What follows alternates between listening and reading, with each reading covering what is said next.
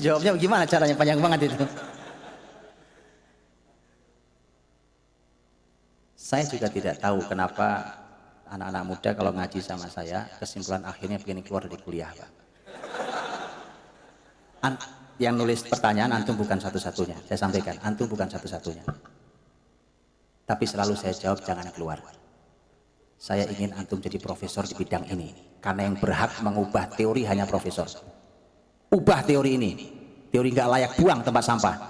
Tapi antum bisa jadi profesor. Yang di bidang antum. Saya selalu katakan itu, jangan keluar. Bahwa antum tersiksa belajar ilmu nggak jelas ini nggak apa-apa. Kan tersiksa tadi ceritanya. Saya cuma membahasakan versi bahasa saya. Nggak, akhi, begini. Semua ilmu manfaat. Wallahi manfaat semua ilmu. Bukan cuma ilmu agama. Semua ilmu manfaat. Hanya memang karena hari ini kurikulum kita kebalik. Itu yang membuat kita kelelahan. Dan hasilnya tidak maksimal. Maka saya selalu minta. Selain antum kuliah, tolong sediakan waktu untuk belajar ilmu agama yang berurut. Berkurikulum sebagaimana antum kuliah di ilmu antum ini.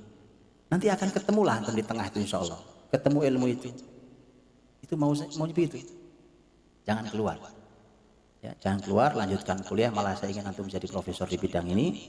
Nanti kalau antum sudah dalam ilmu agamanya, antum jadi profesor. Antum akan menemukan ilmu baru dengan izin Allah. Antum bisa mengubah yang ada, memperbaiki yang ada, atau mendukung yang ada.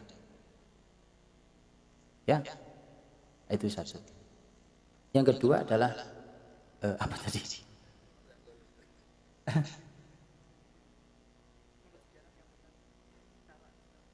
Apa?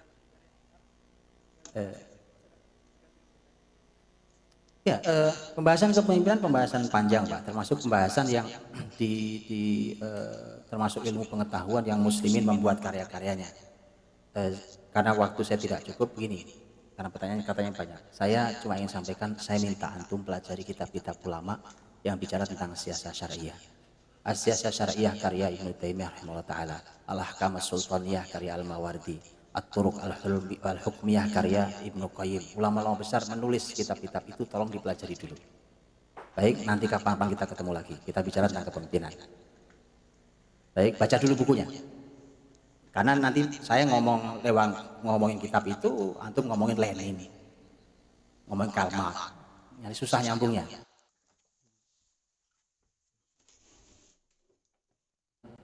Ayo kita bicara ini, ya, kita bicara tentang bagaimana para ulama menuliskan tentang kepemimpinan, seperti apa, bahkan penggantian pemimpin, menasihati pemimpin, dan seterusnya.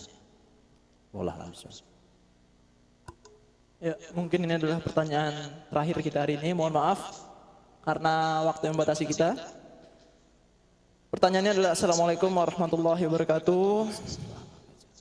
Abdullah bin Umar Al-Khattab radhiyallahu anhu pernah berkata, kami telah mengalami masa yang panjang dalam perjuangan Islam dan seseorang dari kami telah ditanamkan keimanannya sebelum diajarkan Al-Quran. Sehingga tatkala satu surah turun kepada Nabi Muhammad SAW, maka ia langsung mempelajari dan mengamalkan hal haram, perintah, larangan, dan apa saja batasan agama yang harus dijaga. Intinya pertanyaannya adalah, bagaimana indikator anak-anak siap diajak menghafal Al-Quran ya Ustadz? Atau bagaimana indikator seorang anak paham tentang keimanan?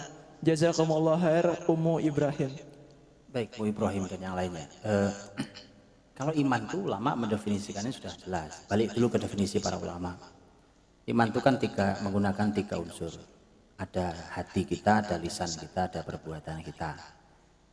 Para ulama bahkan lebih detail mengkajinya. Baik, ini iman. Iman itu ada rukunnya. Aslinya iman itu kata Nabi 60-an cabang atau 70-an cabang sesuai dengan riwayat Bukhari dan Muslim. 70-an cabang atau 60-an cabang artinya iman itu banyak jenisnya. Paling tinggi la ilaha illallah, paling bawah imatatul adza anit thariq, menyingkirkan sesuatu yang menyakitkan di jalan. Wal haya'u syu'batun minal iman, dan malu sebagian dari iman. Tapi dari 60-an atau 70-an itu ada rukun, ada arkan.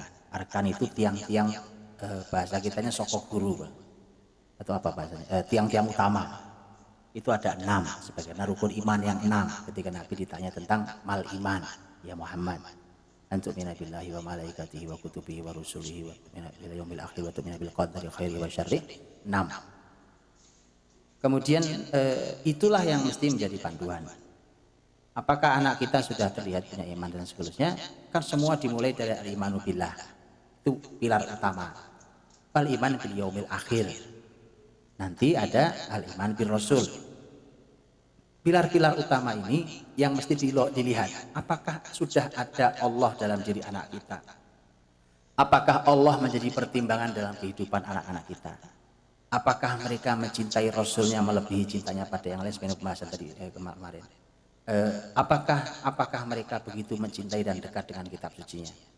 Dan seterusnya, apakah mereka menjadikan amal mereka hari ini pertimbangannya adalah setelah kehidupan nanti? Itu terukur. Dan nanti akan mudah juga dilihat dari banyak variabelnya, dari banyak indikatornya. Umpamanya, manusia tidak ada yang sempurna. Suatu hari anak kita salah.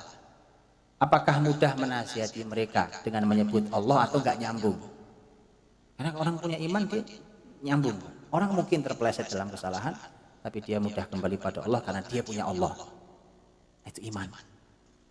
Dan itu memang harus dididik betul. Nabi terus mendidik para sahabatnya tentang iman. Nah, inilah yang harus dikuatkan di awal. Karena kalau itu dikuatkan di awal, itulah penggerak mesin utama. Di dapur utama mesin itu Pak, iman itu.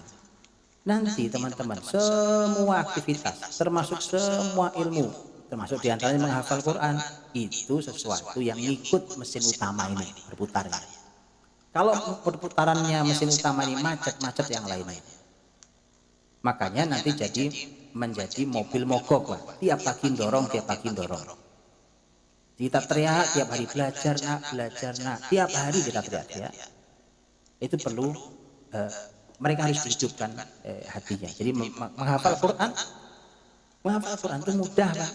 Quran yang menjanjikan walaqad yassarnal Qur'ana lidzikri fahal mim muddakir. Mudah menghafal Quran itu. Makanya sebenarnya mestinya bukan hanya menghafal itu, dihidupkan imannya. Karena begitu hidup imannya, nanti melangkah ke bab berikutnya menghafal Quran atau ke ilmu yang lain, itu jauh lebih mudah. Karena menghafal Quran itu kalau di tangan anak-anak simpel banget, gampang dan cepat. Hari ini alhamdulillah antum lihat kan, banyak di Indonesia sudah punya program menghafal Quran 40 hari, menghafal Quran sebulan, menghafal Quran 2 bulan. Bisa, Pak, bisa. Gitu. Jadi kalau cuma menghafal Quran itu gampang, Pak, insyaallah. Karena itu janji Allah dalam Quran. Ya, tinggal bukan itunya, tapi adalah bagaimana di dapur utama mesin itu terus. Nah, itu iman. Karena salah satunya adalah kan cinta ilmu dan ahli ilmu, itu termasuk iman. Ilmu dan ahli ilmu, cinta mereka adalah termasuk iman. Nah, kalau itu terus tumbuh di mereka dengan baik, maka mereka punya motivator dalam diri mereka, dan kita tidak perlu motivator dari luar sana. Dan kita akan bisa ucapkan selamat tinggal para motivator.